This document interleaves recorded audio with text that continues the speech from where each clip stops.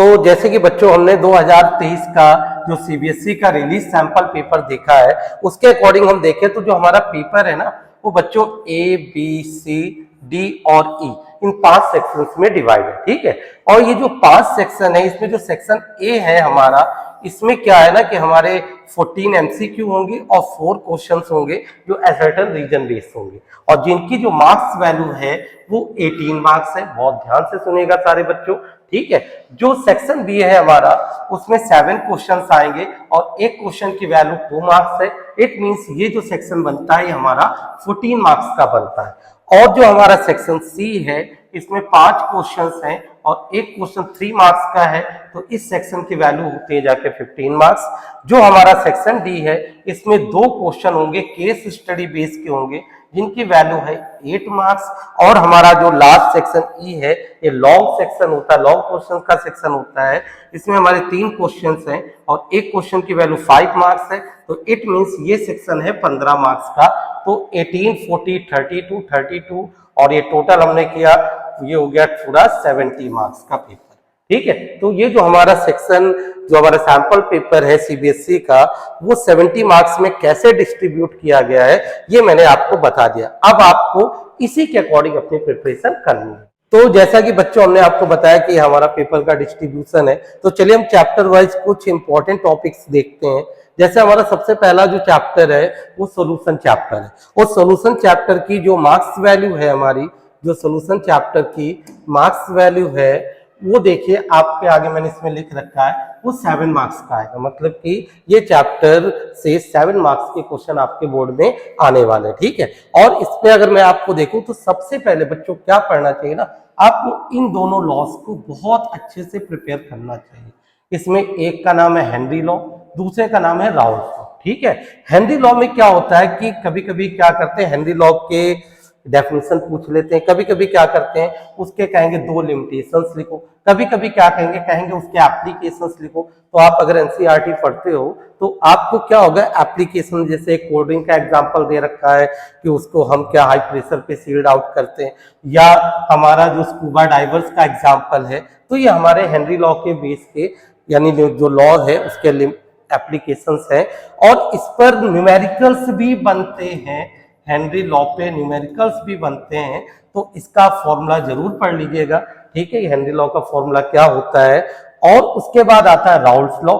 इन दोनों लॉज में से एक लॉ मोस्टली पूछा जाता है। ठीक है बच्चों, तो इसके बाद हम क्या होता है ना, देखो एक चीज बच्चों मैं आपको बहुत अच्छे से बता दूं, जो हमारे न्यूमेरिकल्स होते हैं ना, जो न्यूमेरिकल्स होते हैं, केमिस्ट्री के न्यूमेरिकल्स में बहुत ज्यादा आपका ना डिफरेंशिएशन, इंटीग्रेशन नहीं लगता, सीधा सीधा मल्टीप्लिकेशन, एडिशन, सब्ट्रैक्शन होता है। तो इस वजह से केमिस्ट्री के न्यूमेरिकल में अगर आप सिर्फ फॉर्मूला भी पुट करोगे, फॉर्मूला भी लिख दोगे, तो आपको उसमें मार्क्स मिलेंगे। यानी फॉर्मूला लिख देंगे, फॉर्मूले के अंदर आप वैल्यू पुट कर दीजिएगा और आप फिर कैलकुलेट करिएगा। अगर टाइम नहीं तो कैलकुलेशन लास्ट के लिए रखिएगा, फिर भी मार्क्स आप गेट करते हैं। ठीक है, तो इससे क्या होता है, तो ये जितने भी मैंने लिखे हैं, formula of molarity, molality, mole fraction, इनको आप याद कर लीजिएगा। और इसके बाद ये टॉपिक है ideal and non ideal solution. ये बहुत इजी सा टॉपिक है कि आइडियल सोल्यूशन क्या होता है, नॉन आइडियल क्या होता है, और जितनी भी डेफिनेशंस होती है ना बच्चों, वो हमेशा आप लोग एग्जाम्पल के साथ पढ़ा करो। कि कभी कभी क्या होता है ना कि पूछ देते हैं कि चलो अच्छा बस इसके 2 एग्जाम्पल्स लिखे, 2 आइडियल सोल्यूशन के लिखे या नॉन आइडियल के लिखे, तो आप एग्जाम्पल्स के साथ पढ़ेंगे तो आपको ज्यादा अच्छे से मार्क्स मिलने के चांसेस होते हैं। उसके बाद ये एजियोट्रॉप है, ये भी एक डेफिनेशन है। ये 2 टाइप का होता है, मिनिमम बॉइलिंग और मैक्सिमम बॉइलिंग, तो इसको भी आप विद एग्जांपल्स पढ़ लीजिएगा। और सबसे इंपॉर्टेंट जो इसका टॉपिक है, सबसे इंपॉर्टेंट टॉपिक है, that is the numerical based on colligative property. ये आप मान के चलो बहुत ही इंपॉर्टेंट टॉपिक है। इसमें से मोस्ट ऑफ द केस में एक 3 मार्क्स का न्यूमेरिकल आता ही आता है, तो इसको बहुत अच्छे से पढ़िएगा। ये 2 पार्ट में होता है, एक होता है विदाउट वांट ऑफ फैक्टर और एक होता है विद वांट ऑफ फैक्टर। तो आप जो ये 3 नंबर के न्यूमेरिकल्स हैं, इससे आपको जरूर मिलेंगे कॉलिगेटिव प्रॉपर्टी से। तो बहुत अच्छे से 4 टाइप की प्रॉपर्टी होती हैं जो आपने पढ़ा है, relative lowering in vapour pressure, elevation in boiling point, depression in freezing point and osmotic pressure. ये with van't Hoff factor, without van't Hoff factor आप इनको प्रिपेयर करिएगा तो आपको इस सेक्शन से 3 मार्क्स का न्यूमेरिकल श्योर मिलेगा। ठीक है बच्चों, तो ये सॉल्यूशन का कुछ इंपॉर्टेंट पार्ट है। वैसे तो पूरी एनसीईआरटी बुक इंपॉर्टेंट होती, लेकिन जो हमारा कम टाइम में करना है तो आप ऐसे एक सीट बना लीजिए अपने पास और उसमें इंपॉर्टेंट टॉपिक्स को लिख लीजिए और फिर पढ़िए। ठीक है बच्चों, तो देखो बच्चों, ये हमने जैसे सोल्यूशन का बताया और आप लोग एक काम ये भी करिए कि साथ साथ में आप स्क्रीनशॉट इसका लेते जाइए, तो आपको बाद में पढ़ने के लिए बहुत हेल्प मिलेगी।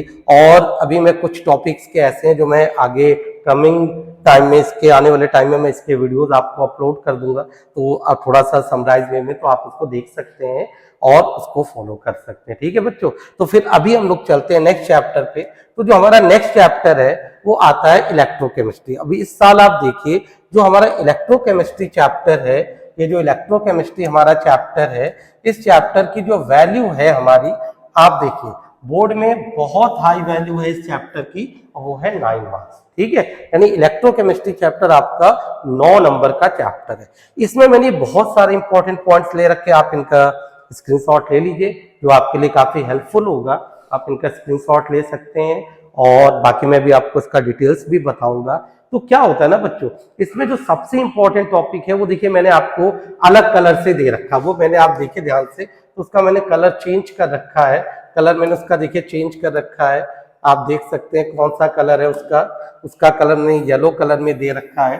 Numerical based on Nernst equation, very important topic. इस पर न्यूमेरिकल तो आता ही आता है, मोस्ट ऑफ द केस में इस पर न्यूमेरिकल आता है। तो आपको इस टॉपिक को बहुत अच्छे से पढ़ना है, ये हमारा 3 मार्क्स का न्यूमेरिकल देकर जाता है। ठीक है, तो बच्चों आप इसको पढ़िएगा, इसलिए मैंने इसको थोड़ा सा अलग कलर से हाईलाइट कर रखा है। बाकी मैंने आपको दे रखा है इलेक्ट्रोकेमिस्ट्री में कि फैराडे के 2 लॉ है, first law and second law.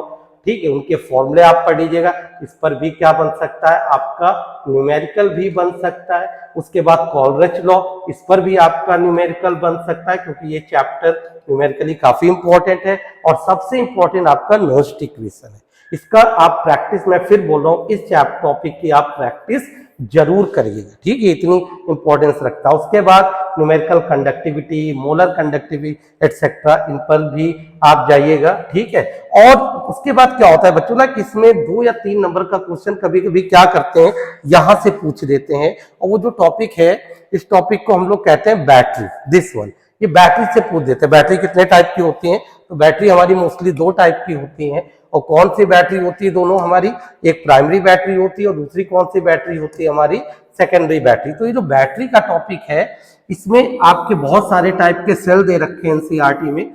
उन सेल्स को, उनके रिएक्शन जरूर पढ़िएगा, बहुत इंपॉर्टेंट है, उनके रिएक्शंस पढ़िएगा। और प्राइमरी बैटरी होती क्या है, सेकेंडरी बैटरी होती क्या है, इनके बारे में पढ़िएगा। जैसे होता है कि एक चार्जेबल होती है, एक नॉन चार्जेबल होती है, तो ये सब आप इनका पढ़ेंगे। ठीक है, तो और इसके बाद में ये फ्यूल सेल, तो ये जो आपको मैंने बता रखा है कि आपको ये जो इलेक्ट्रोकेमिस्ट्री है, तो इलेक्ट्रोकेमिस्ट्री में आप Faraday law, Kohlrausch law, important topic मैंने आपको क्या बताया, सबसे नर्स्ट इक्वेशन, जिस पर न्यूमेरिकल है। उसके बाद इन टॉपिक पे न्यूमेरिकल, बैटरी, यहां से आप स्कोर कर सकते हैं क्योंकि यहां से थोड़ा सा थ्योरेटिकल भी बनता है टॉपिक। तो आप इस तरीके से इस चैप्टर को पढ़िएगा, इसका स्क्रीनशॉट लीजिए और फिर मैं इन टॉपिक्स के भी वीडियोस आपके पास भेजूंगा। ठीक है, जिससे आप इसको डिटेल्स में पढ़ सकते हैं बच्चों। ठीक है, तो ये हमारा था चैप्टर 3। तो देखो बच्चों, जिस तरीके से हम लोगों ने ये इलेक्ट्रोकेमिस्ट्री के चैप्टर के बारे में डिस्कस किया, इसके बाद हमारा जो नेक्स्ट चैप्टर आता है, सभी को पता है ये हमारा लास्ट चैप्टर है इस समय फिजिकल केमिस्ट्री का, और जो है केमिकल काइनेटिक। तो केमिकल काइनेटिक किस कंडीशन में, कहाँ पे इसकी इंपॉर्टेंस है और कौन से क्वेश्चन आपको इसके लिए अच्छे से प्रैक्टिस करनी चाहिए। तो देखिए जरा, केमिकल काइनेटिक की जो वैल्यू है इस साल वो है 7 मार्क्स। ये अकॉर्डिंग टू सीबीएसई सिलेबस के अकॉर्डिंग है कि केमिकल काइनेटिक 7 नंबर का है। ठीक है, अब ये जितने भी फिजिकल के चैप्टर्स होते हैं ना बच्चों, इन फिजिकल के चैप्टर्स में न्यूमेरिकल की ज्यादा वैल्यू होती है और कोई ना कोई डेफिनेशंस भी आती है। अगर मान के चलिए इसमें से कोई 5 नंबर का लॉन्ग क्वेश्चन भी आता है, तो उसमें अगर 2 मार्क्स में कोई टॉपिक देंगे 2 मार्क्स में, तो प्लस 3 मार्क्स में साथ में उसमें न्यूमेरिकल पोस्ट कर देते हैं वो लोग, साथ में 3 मार्क्स में न्यूमेरिकल फिट कर देते हैं। तो इस वजह से लॉन्ग क्वेश्चन बनता है। तो ये चैप्टर जो है ये न्यूमेरिकली बेस्ड चैप्टर है। तो चलिए हम लोग देखते हैं कि इस चैप्टर में क्या इंपॉर्टेंट है बच्चों। तो केमिकल काइनेटिक की बात करें तो 7 नंबर है, इसमें order and molecularity of reaction, एक टॉपिक होता है ऑर्डर, एक होता मॉलिक्यूलरिटी। मॉलिक्यूलरिटी के जितने भी पार्ट्स हैं विद एग्जांपल्स पढ़ लीजिए, क्वेश्चन इस पर बनता है, ठीक है, इस पर क्वेश्चन बनता है मॉलिक्यूलरिटी पे कि जैसे why molecularity not more than 3, तो ये सारे टाइप के क्वेश्चन आप पढ़ लीजिएगा। उसके बाद बच्चों ना जो इसका सबसे इंपॉर्टेंट टॉपिक है that is first order reaction के न्यूमेरिकल। इस टॉपिक पे न्यूमेरिकल बहुत पूछे जाते हैं, आप लास्ट ईयर के पेपर जरूर और देखा करिए, क्योंकि जो लास्ट ईयर के पेपर्स होते हैं ना उनसे हमें क्या होता है एक आइडिया मिलता है कि हाँ क्वेश्चन किस बेस के आते हैं। तो जब भी आप प्रैक्टिस करिएगा तो आप देखेंगे पेपर्स में कि फर्स्ट ऑर्डर, मैं फिर बता रहा हूँ, तो फर्स्ट ऑर्डर रिएक्शन है इसके न्यूमेरिकल्स बहुत पूछे जाते हैं, ठीक है बच्चों। उसके बाद क्या है कि हमारा ये सीडो फर्स्ट ऑर्डर है, ये आपको एग्जांपल्स के तरीके से याद कर लेना है, इसकी डेफिनेशन क्या होती है और उसके बाद इसका आप एक अच्छे से एग्जांपल याद कर लीजिएगा। फिर एक टॉपिक और न्यूमेरिकल का बनता है that is called Arrhenius formula. आप यहाँ से एक्टिवेशन एनर्जी के न्यूमेरिकल बनते हैं, किसके बनते हैं बच्चों, एक्टिवेशन एनर्जी के न्यूमेरिकल यहाँ से बनते हैं। तो आप इस टॉपिक पर जाके भी आप क्या कर सकते हैं कि न्यूमेरिकल्स की प्रैक्टिस कर सकते हैं, सीधा सा फॉर्मूला होता है इसका, ठीक है, आप उसको फॉर्मूले को भी पुट करेंगे तो आपको मार्क्स मिलेंगे। कोलिजन थ्योरी की बहुत सारी डेफिनेशंस हैं कि कोलिजन फैक्टर्स क्या होते हैं, ठीक है, और इसमें आप देखेंगे एनसीईआरटी में 2-4 डेफिनेशन है तो आप याद कर लीजिएगा। तो इस तरीके से आपको अगर देखा जाए तो इसका मोस्ट इंपॉर्टेंट टॉपिक जो है फर्स्ट ऑर्डर रिएक्शन में। फिर हर बच्चे से, जब मैं स्कूल में पढ़ाता था तभी मैं बच्चों से यही कहता था कि बच्चों इसका न्यूमेरिकल बहुत इंपॉर्टेंट होता है जो आपको लगाना चाहिए। हम साल भर इन टॉपिक्स की प्रैक्टिस करते हो, फर्स्ट ऑर्डर के न्यूमेरिकल आप एनसीईआरटी से प्रैक्टिस कर लीजिए सफिशिएंट, उसी से रिलेटेड हाफ लाइफ के। अच्छा एक टॉपिक मैंने आपको इसमें इंक्लूड नहीं किया, मैं बता दूं, कभी कभी क्या होता है ना, ग्राफ, ऑर्डर ऑफ रिएक्शन के ग्राफ पूछे जाते हैं, ऑर्डर ऑफ रिएक्शंस के ग्राफ पूछे जाते हैं, तो आप क्या होता है कि ग्राफिकल क्वेश्चंस भी सॉल्व कर सकते हैं, ठीक है। तो ये जो हमारा चैप्टर था, इस चैप्टर को हमने केमिकल काइनेटिक की जो मैंने बताई आपको इंपॉर्टेंस, आप इसको देख सकते हैं, इसका स्क्रीनशॉट ले सकते हैं और इनकी प्रैक्टिस कर सकते हैं। देखिए हम पूरी एनसीईआरटी बहुत बड़ी है और अच्छे मार्क्स लाने के लिए तो हमें एनसीईआरटी पढ़नी पड़ती है। एक मैं आपको बहुत इंपॉर्टेंट वर्ड बोलूं कि केमिस्ट्री मीन्स होता है ओनली एनसीईआरटी, केमिस्ट्री का मतलब है ओनली एनसीईआरटी। अगर आप एनसीईआरटी को अच्छे से प्रैक्टिस करोगे तो आप केमिस्ट्री में अच्छे मार्क्स स्कोर कर सकते हो। तो ये बच्चों हमारा जो चैप्टर था ये था केमिकल काइनेटिक, ठीक है। इसके बाद हम नेक्स्ट पे चलते हैं। नेक्स्ट मैं बताता हूँ आपको, मैंने एक चैप्टर बीच में भी रोक रखा है, मैं आपको बता दूं चैप्टर कौन सा है, वो चैप्टर है आपका डी एंड एफ ब्लॉक, ठीक है। तो मैंने भी एक चैप्टर आपका बीच में रोक रखा है, वो है डी एंड एफ ब्लॉक। ये मैंने इसलिए भी रोक रखा है कि पहले आप उनकी प्रैक्टिस कर लो कि जो आपको अच्छे से मार्क्स दे सके, बाद में हम लोग फिर डी एंड एफ ब्लॉक वगैरह भी पढ़ेंगे जब डिटेल में पढ़ेंगे, क्योंकि जो डी एंड एफ ब्लॉक होता है इससे जो क्वेश्चंस होते हैं, एक तो पहले रीजनिंग आते हैं, ठीक है, कॉन्सेप्चुअल बेस्ड आते हैं, उसके बाद रिएक्शन कंप्लीट करने को बहुत सारे आते हैं। मैंने भी डी एंड एफ ब्लॉक को यहाँ पर नहीं यूज किया है, अभी मैंने सीधे मैं कोऑर्डिनेट कंपाउंड्स पे आया हूँ, ठीक है। तो कोऑर्डिनेट कंपाउंड्स क्या कहता है, ये 7 मार्क्स का चैप्टर बेटा बहुत इंपॉर्टेंट चैप्टर है। इस चैप्टर की इंपॉर्टेंस मैं आपको इतनी बता दूं कि ये चैप्टर ऐसा है कि आपको 4-5 नंबर तो ऐसे ही देके चला जाता है। तो देखिए इसमें सबसे इंपॉर्टेंट तो पहले आप ये पढ़िए, इसके सारे टॉपिक इंपॉर्टेंट, आईयूपीएससी मोस्ट इंपॉर्टेंट है आपका। कोऑर्डिनेशन कंपाउंड में कभी कभी क्या कर देते हैं, कहते हैं कि नेम लिखो, कभी कभी तो आता है नेम के लिए, कभी कभी आता है फॉर्मूला के लिए, तो आप इसकी बहुत अच्छे से प्रैक्टिस करिएगा, ये इसका आईयूपीएससी। उसका वीबीटी हाइब्रिडाइजेशन मोस्ट इंपॉर्टेंट है, हाइब्रिडाइजेशन टॉपिक, इसमें कहते हैं इसका हाइब्रिडाइजेशन बताओ, इसकी ज्योमेट्री बताओ, इसका मैग्नेटिक बिहेवियर बताओ, ठीक है। उसके बाद आइसोमेरिज्म है, सीएफटी है, ये भी इंपॉर्टेंट टॉपिक है। तो अगर देखा जाए तो एक ये, दूसरा ये और तीसरा, 1 2 3 टॉपिक ये तो बहुत ही इंपॉर्टेंट होते हैं इसके लिए, कोऑर्डिनेशन के लिए। कौन से, nomenclature, VBT and the last one is the CFT. इसमें आप इन दोनों की प्रैक्टिस तो जरूर अच्छे से कर लो। ये है कि इसके रूल्स होते हैं, आपको याद करने पड़ते, तो जब आप पूरी किताब ना पढ़ के आप बहुत लिमिटेड स्टडी करते हो तो आप एक टॉपिक को आधे घंटे दे सकते हो। आप उस आधे घंटे में उस टॉपिक को बहुत अच्छे से प्रैक्टिस भी कर सकते हो। तो क्यों ना हम पहले एक कहावत कही जाती है ना, कैप्सूल, जो हम होता नहीं कैप्सूल क्वेश्चन, तो हम पहले उनकी प्रैक्टिस करें जिनसे हम मार्क्स स्कोर करें। क्योंकि क्या होता है ना, कभी कभी हम पूरे साल बहुत अच्छे से नहीं पढ़ पाते, तो उन मेन टॉपिक्स को हमें पढ़ना बहुत जरूरी होता है। ठीक है बच्चों, तो इस तरीके से हमारा ये था फर्स्ट बुक जो कंप्लीट होती है। ठीक है, जो मैंने आपको डी एंड एफ की बात कही कि मैं फिर बता दूं, डी एंड एफ मैंने आपको इसमें इंक्लूड नहीं किया है, और डी एंड एफ तभी आप पढ़िएगा जब आप बाकी टॉपिक्स अच्छे से पढ़ लीजिएगा। ठीक है बच्चों, ये हमारा था, हमारा इनऑर्गेनिक केमिस्ट्री का था। तो मैंने आपको जैसे बताया कि हमारे कुछ टॉपिक्स होते हैं जिन्हें हम लोग जैसे कैप्सूल क्वेश्चंस कहते हैं, वो बहुत इंपॉर्टेंट होते हैं जिनको हमें, ठीक है, जरूर पढ़ना चाहिए एग्जाम से पहले। तो ये वही कैप्सूल्स हैं जिनको आप पढ़ेंगे और आप अच्छे से नंबर गेन करेंगे। ठीक है बच्चों, तो अब हम लोग जो आने वाले हैं नेक्स्ट टॉपिक पे, अगली बुक पर आने वाले हैं, तो दैट इज हमारी जो बुक है सेकंड बुक है, और सेकंड बुक में हमारा आता है ऑर्गेनिक। और क्या होता है ना बच्चों, ऑर्गेनिक से लोग बहुत घबराते हैं क्योंकि ऑर्गेनिक सब रिएक्शंस एक दूसरे से कनेक्ट हैं।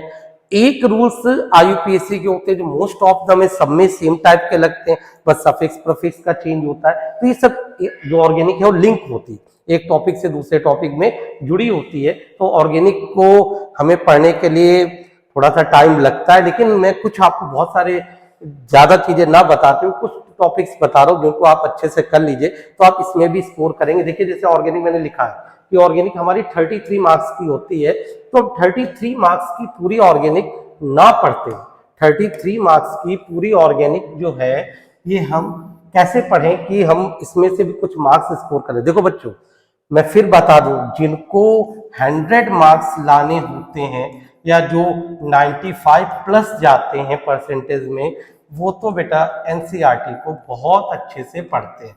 ठीक है, तो लेकिन पेपर सभी को निकालना है, पास सभी को होना है, किसी ना किसी कारणवश किसी का कुछ रुक गया, तो कैसे ऑर्गेनिक तैयार करें, तो चलिए हम लोग देखते हैं। तो सबसे पहले ना बच्चों ये पढ़ना, सबसे पहले जिसमें मैं आपको सर्कल बना के दे रहा हूं सारे चैप्टर्स की इंपॉर्टेंट। देखो क्या है ना बच्चों कि हमने आपको जैसे बताया कि आप नेम रिएक्शन पढ़िएगा, ये काफी इंपॉर्टेंट है। जितने भी चैप्टर हैं सारे चैप्टर्स की नेम रिएक्शन आप एक पेज पर लिख लो। ये नेम रिएक्शन को आप एक पेज पर अच्छे से लिख लो, उन पेज को रोज रिवीजन पे रखो, तो ये आपकी नेम रिएक्शन आप भूलेंगे नहीं। ठीक है, उसके बाद आता है ऑर्गेनिक का जो क्वेश्चन पूछा जाता है, वो आईयूपीएससी से आता है, नॉमेनक्लेचर।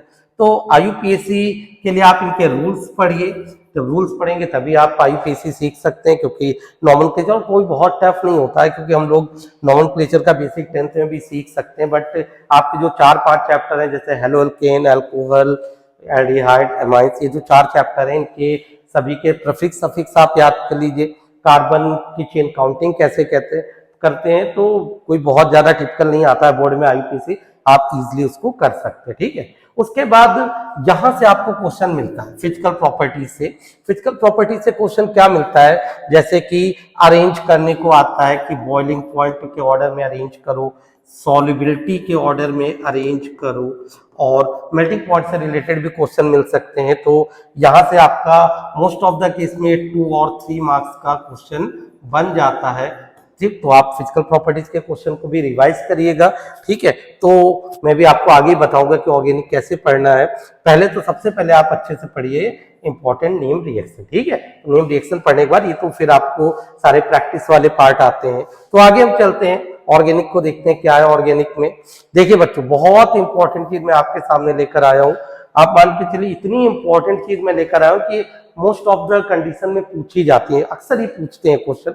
तो क्या है ये, उनको आप जरा देखेंगे, इनको इनके बारे में। तो देखिए जरा आप इनको अच्छे से, ये क्या है हमारे, ये मैकेनिज्म है। कौन सी मैकेनिज्म मैंने दे रखी है इसमें, देखिए जो मैकेनिज्म है ना, मैकेनिज्म, इसमें मैंने तो अल्कोहल की 2 मैकेनिज्म दे रखी है। एक पूछी जाती है 443 केल्विन पर, एक पूछी जाती है 413 पर।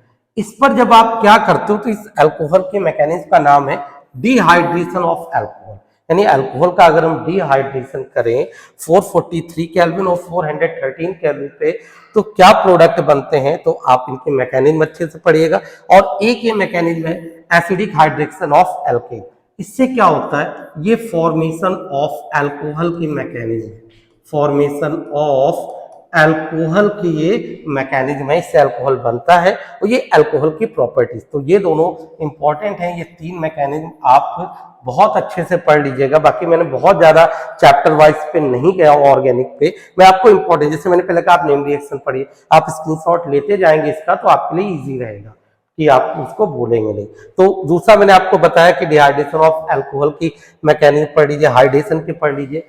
उसके बाद हम नेक्स्ट आते हैं, अगर मैं हेलो एल्केन और हेलो एरीन्स की बात करूं कि इसमें आप क्या पढ़ो, तो कुछ पॉइंट है जो मैंने इसमें आपके लिए बता रखा है, जरा आप देख सकते हैं इसमें क्या है हेलो एल्केन और हेलो एरीन्स में। तो इसमें जैसे SN1 SN2 के क्वेश्चंस जो होते हैं, तो SN1 SN2 के क्वेश्चंस क्या होते हैं ना बच्चों, कि अरेंज करने को दे देते हैं कि आप इनको ऑर्डर में अरेंज करो, SN1 के आगे SN2 के आगे, तो इनको आपको प्रैक्टिस करनी पड़ेगी, इनके रूल्स पढ़ने पड़ेंगे तब आप पढ़ेंगे। कायरलिटी के क्वेश्चंस, इनके रूल्स पढ़ने पड़ेंगे तब आप पढ़ेंगे। हाँ, एक इसका और इम्पोर्टेंट टॉपिक आता है जो कभी कभी क्या होता है, पॉली हेलोजेंस है, ये थोड़ा सा, ये हेलोजेंस की स्पेलिंग है, ये आप सही कर लीजिएगा। ये हेलोजन की स्पेलिंग हेलोजन, ठीक है। पॉली हेलोजन कंपाउंड्स जो होते हैं उनके बारे में, जैसे क्लोरोफॉर्म है, फ्रेयॉन्स है, ठीक है, DDT है, तो इनकी प्रॉपर्टीज वगैरह भी पूछ लेते हैं एग्जाम में, और इन पर थोड़ा सा थ्योरेटिकल क्वेश्चन भी आते हैं। जैसे क्लोरोफॉर्म पे आ जाता है कि why chloroform kept into the coloured bottle, तो क्यों रखते हैं, तो आप इनको पढ़िएगा। पॉली हेलोजन थ्योरेटिकल टॉपिक है, आप इसको पढ़ेंगे तो आपका ये तैयार होगा। नेक्स्ट हम लोग आते हैं, ये मैंने आपको बता दिया, ये टॉपिक है। देखिए मैं बच्चों चैप्टर वाइज बहुत कम चल रहा हूं, मैं आपको बेसिक चीजें बता रहा हूं जो पूछी जा रही है, मैं चैप्टर वाइज नहीं चल रहा हूं। चैप्टर वाइज अगर मैं चलता तो बहुत डिटेल है, ऑर्गेनिक का बहुत ज्यादा पार्ट होता है, लेकिन मैं आपको इंपॉर्टेंट टॉपिक्स बता रहा हूं जो हर चैप्टर के आप पढ़ सकते हो। जैसे मैंने आपको बताया केमिकल डिस्टिंग्विश इंपॉर्टेंट टॉपिक है।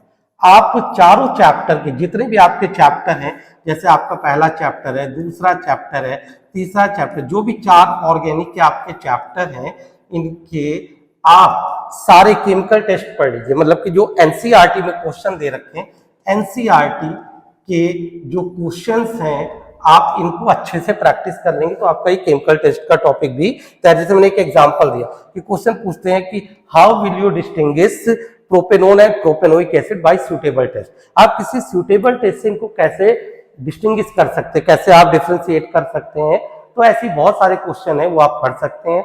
फिर कार्बोक्सिलिक एसिड का एसिडिक बिहेवियर, उस पर अगर कोई सब्स्टिट्यूएंट अरेंज हो जाए, जैसे कोई इलेक्ट्रॉन विड्रॉइंग ग्रुप अरेंज हो जाए, इलेक्ट्रॉन रिलीजिंग ग्रुप अटैच हो जाए, तो क्या असर पड़ता है।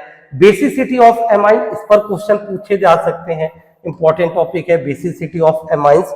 इस पर अरेंज करने को क्वेश्चंस, अरेंज करने को कंपाउंड्स के क्वेश्चन पूछे जा सकते हैं। तो ये भी टॉपिक है। देखिए बच्चों ये वीडियो काफी बड़ा आपको लग रहा होगा, लेकिन इंपॉर्टेंट है, इसको लास्ट तक जरूर देखिएगा। जितने भी मैं टॉपिक बता रहा हूं उनमें से आप कुछ भी जो मेन टॉपिक है अगर आप उनको प्रैक्टिस करेंगे तो आपका रिजल्ट नहीं खराब होगा, आपका ईयर नहीं खराब होगा, और आप अच्छे मार्क्स से आप अपने केमिस्ट्री को अच्छे से आप पास आउट हो जाओगे। ठीक है, तो इसके बाद हम लोग आते हैं नेक्स्ट पे।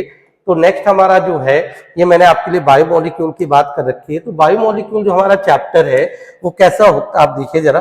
पहली बात तो बायोमोलिक्यूल के लिए आपको ज्यादा दिमाग नहीं लगाना। बायोमोलिक्यूल की जितनी डेफिनेशंस है और ग्लूकोज की रिएक्शन है, ये आप एनसीईआरटी बायोमोलिक्यूल के लिए आप ये पहले पढ़िए और एनसीईआरटी एक्सरसाइज कर लेंगे। तो एनसीईआरटी एक्सरसाइज में ना बायोमोलिक्यूल से जितने भी क्वेश्चन है ना उसके सारे टॉपिक अंदर है चैप्टर के, तो आप पढ़ के अच्छे मार्क्स ले सकते हैं, क्योंकि ये चैप्टर भी आपका 6-7 नंबर में है।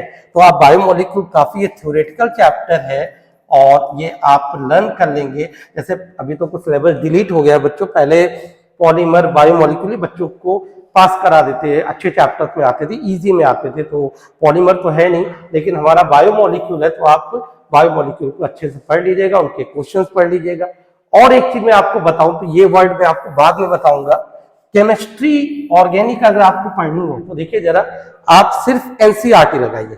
केमिस्ट्री ऑर्गेनिक पढ़ने के लिए आप सिर्फ एनसीईआरटी की ही एक्सरसाइज लगाएंगे, क्योंकि एनसीईआरटी एक्सरसाइज मैक्सिमम क्वेश्चंस है, मैक्सिमम एनसीईआरटी एक्सरसाइज में मैक्सिमम क्वेश्चन है, आपको कोई भी बुक हेल्प के लिए नहीं चाहिए।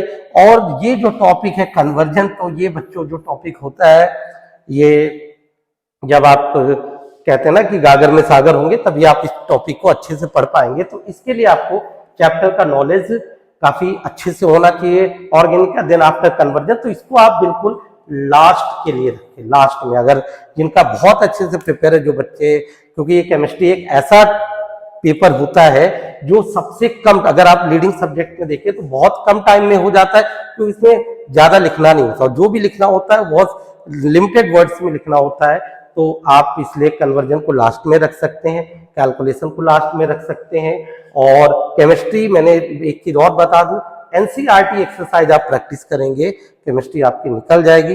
बाकी बच्चों, आप इसको कुछ भी वीडियो को छोड़िएगा नहीं, हर एक पार्ट को आप स्किप कर आगे बढ़ा के देखते रहिएगा। शायद आपका कोई भी टॉपिक मेरा बताया हुआ आपके लिए एग्जाम में इंपॉर्टेंट हो सकता है। तो इस तरीके से आप इसकी प्रैक्टिस करिए। अगर आपको हमारा बताया गया टॉपिक आपको अच्छा लगे तो हमारे चैनल को आप लाइक और सब्सक्राइब करिएगा। थैंक यू बच्चों।